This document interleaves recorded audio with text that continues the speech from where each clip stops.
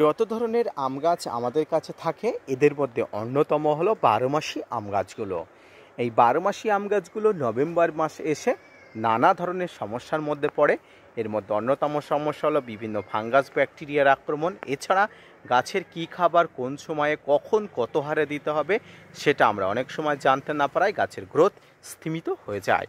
আজকের ভিডিও থেকে আলোচনা হবে ছাদ বাগানের বারোমাসি কাটিমন আম গাছের পরিচর্যা, কী কী খাবার এই সময় দেবেন, কত হারে দেবেন এবং গাছকে আরও সামগ্রিক কী কী পরিচর্যা করতে পারলে আপনার গাছটি সুস্থ স্বাভাবিকভাবে বড় হয়ে উঠবে, ফুল ফল আনার জন্য উপযোগী হয়ে উঠবে।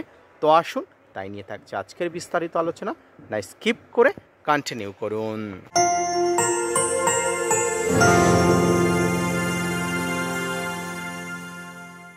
সম্মানীয় দর্শক এবং শ্রোতা বন্ধুরা, দেশ এবং দেশের বাইরে থেকে যে যেখান থেকে আজকে আমার ভিডিওটি কন্টিনিউ করেছেন প্রত্যেককে নমস্কার, সালাম, আদাব জানিয়ে আজকের ছোট্ট উপস্থাপনাটি শুরু করছি।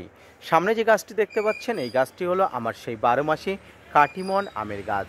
গাছটির বয়স 2 বছর 1 মাস, কিন্তু গাছটির গ্রোথ অত্যন্ত দেখার মতো, ভালো লাগার মতো। ইতিমধ্যে গাছটিতে 1 থেকে 2 বার ফল এসে গেছে বা ফুলে গেছে। আমি এখান থেকে হারভেস্টও করেছি। যারা আমার পুরাতন ভিডিওগুলো দেখেছেন তারা অবশ্যই জানেন। আজকে এই নভেম্বর মাসে এসে আমি আপনাদের বলবো এই সময় কি কি পরিচর্যা আপনি করবেন। তাতে আসছে যে সিজন, যদিও কাটিমন আম গাছের সিজন বলে কোনো কথাই নেই, সারা বছর ফুল ফল আসে, তাই আগন্তুক সিজনে আগে আপনার ছাদ বাগানের গাছে ফুল ফল আনার জন্য কি কি করবেন। প্রথমেই বলে রাখি গাছের গোড়াতে বা গাছের কি মাটিতে। গাছের মাটি ছাদ বাগানের আম গাছের জন্য গুরুত্বপূর্ণ। এই মাটিতে কিন্তু এমন কিছু খাবার প্রয়োগ করা যায় না যাতে গাছ এফেক্টিভ হয়, গাছ অনেক ক্ষতিগ্রস্ত হয়ে যায়। আবার এমন কিছু খাবার দিতে হয় যাতে গাছ বড় হয়ে ওঠে। কী কী খাবার দেওয়া যায় না? এই মাটিতে আপনাকে সম্পূর্ণ অ্যাভয়েড করে চলতে হবে খোল জাতীয় পদার্থগুলো।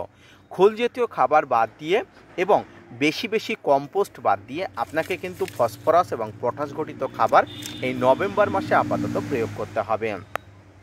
গাছের নাইট্রোজেনের পরিমাণ যদি অধিক পরিমাণ হয়ে যায় তাহলে কিন্তু গাছের অনেক ধরনের সমস্যা হয়। তাই কম্পোস্ট যখন দেবেন, যে কোনো একটি কম্পোস্ট, জাস্ট লাইক আপনি ভার্মি কম্পোস্ট দিলেন, সেক্ষেত্রে কাউডান কম্পোস্ট দেওয়ার দরকার নেই, এটা করবেন। তাই ভার্মি কম্পোস্ট এবং কাউডান কম্পোস্ট একসঙ্গে না দিয়ে আপনাকে যেটা করতে হবে সেটা হলো যে কোনো একটি কম্পোস্ট, শিংকুচি, হাড়গুঁড়ো, নিমখোল তো একদমই দেবেন না, অর্থাৎ নিমখোল আপনার গাছকে অ্যাভয়েড করে চলতে হবে। এক কথায় খোল জাতীয় পদার্থকে অ্যাভয়েড করে চলতে হবে।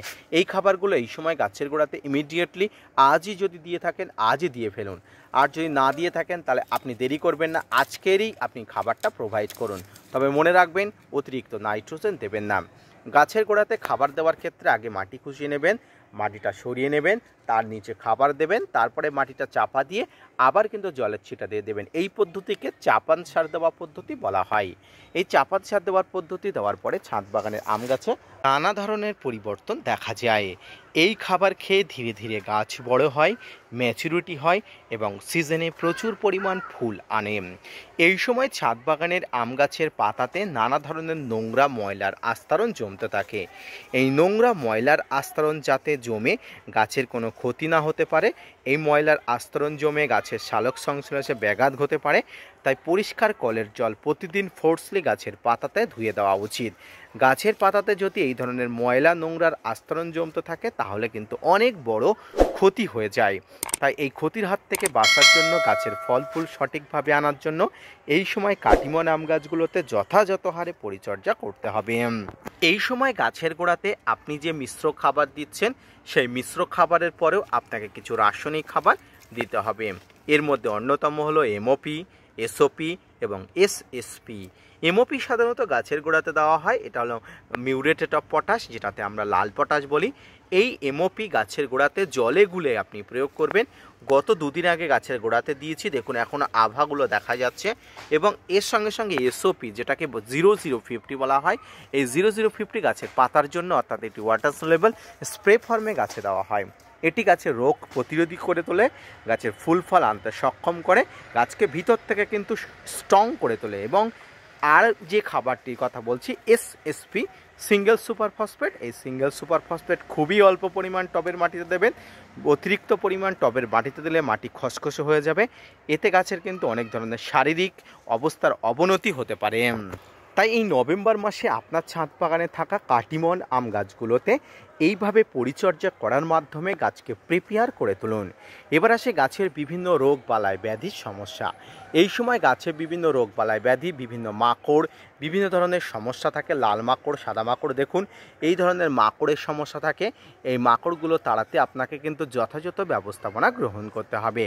এই মাকড়গুলো তাড়াতে আপনার ছাদ বাগানে বিভিন্ন কীটনাশকের প্রয়োগ করতে হয়। ডাইমাটের 30%, ইমিডাক্লোপিড গ্রুপ, সাইপারমেথ্রিন গ্রুপ এবং বাংলাদেশি বন্ধুরা সবিক্রন 425 ইসি এই ধরনের কম্পোজিশনের কীটনাশকগুলো প্রয়োজন হলে আপনাকে অবশ্যই প্রয়োগ করতে হবে। দর্শক শ্রোতা বন্ধুরা, এই সময় থেকে আপনার ছাদ বাগানের 12 মাসি কাটিমন সব গাছে ফুল আনার জন্য উপযোগী হয়ে ওঠে। তাই ধীরে ধীরে গাছকে বড় করে তোলার ক্ষেত্রে আপনাকে এই পরিচর্যাটুকু করতে হবে। পাশাপাশি ম্যাচুরিটি থাকা আম গাছগুলোতে এই সময় একটা ভালো মানের পিজিআর প্রয়োগ করুন। এক্ষেত্রে মিরাকুলান, প্লানোফিক্স, বাম্পার, বুস্টার 2 আপনার কাছে যেটা থাকুক না কেন সেটাই আপনি প্রয়োগ করবেন। যথাযথ হারে, যথাযথ নিয়মে, যথাযথ মাত্রায় প্রয়োগ করবেন।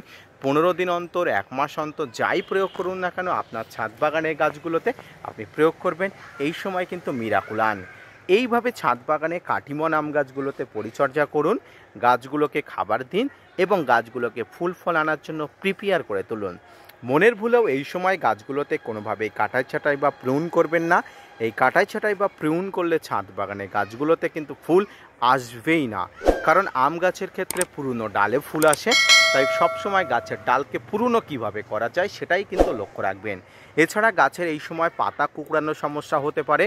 এগুলো কীটনাশক প্রয়োগ করেও না হলে আপনাকে এপিসাম সল্ট বা ম্যাগনেসিয়াম সালফেট প্রয়োগ করে দেখতে হবে। তাতেও যদি না হয় সেক্ষেত্রে আপনাকে অন্য ব্যবস্থাপনা নিতে হবে। এই নিয়ে আলাদা একটা বিস্তারিত ভিডিও করব। আশা করি আজকের এই নভেম্বর মাসে কাটিমন আম গাছের পরিচর্যা নিয়ে ভিডিওটি ভালো লেগেছে। যদি স্যাটিসফাইড হয়ে থাকেন gardener tips with Kamal YouTube চ্যানেলকে সাপোর্ট করবেন, ভিডিওটি শেয়ার করবেন এবং অবশ্যই আমার চ্যানেলের স্থায়ী সঙ্গী হয়ে থাকবেন। ধন্যবাদ।